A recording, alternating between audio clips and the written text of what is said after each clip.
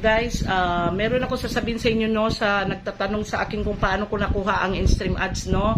Kasi ako guys, wala pang 1 month na monetize na ako sa in-stream ads. Nag-start ako nag-live sa in-stream ads noong September 20. So na-monetize ako ng in-stream ads noong October 11. Yan. Na-invite na ako guys, na-monetize na ako sa in-stream ads, pina-set up na ni Meta.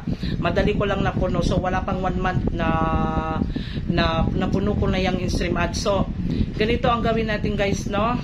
Kailangan, katulad ko, kung ano itong sinasabi ko sa inyo, kung ano itong sinishare ko sa inyo ay nangyari sa akin, no? So, ginawa ko yan. So, yan ang mga experience ko. So, ang ginawa ko man lang ay consistent ako nagpo-post na aking content at lalo na ang reels. Nagagawa ako ng content ko na reels, mga 3 ang ginagawa kong reels at nagpo-post rin ako ng mas mahaba pa na long video ko sa What's on Your Mind. So nagpo-post ako niyan, isa lang at 3 na reels.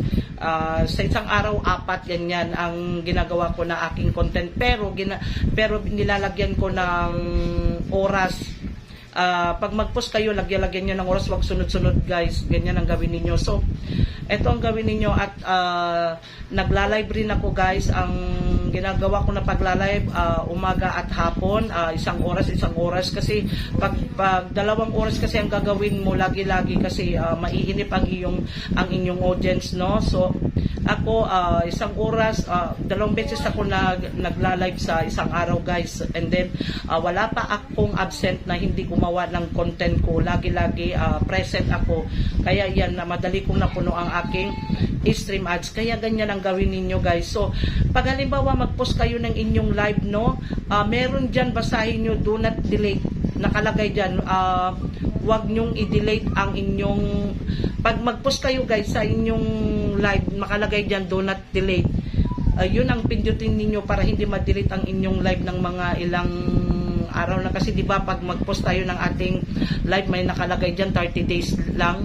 So ito ay mawawala na. So meron dyan nakalagay na do not delete, doon nyo i-post, yun ang press ninyo para hindi ma-delete ang inyong live.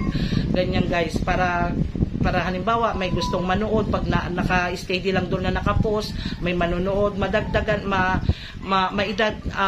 maidagdag pa yan guys, na-counted pa yan guys sa inyong pagkuha ng stream ads. Kaya ganyan ang gawin natin, no? Kailangan wala kayong absent na sa paggawa ng content ninyo. Kailangan mag-post rin kayo sa inyong timeline kasi counted na yan guys. Gumawa kayo sa timeline ninyo.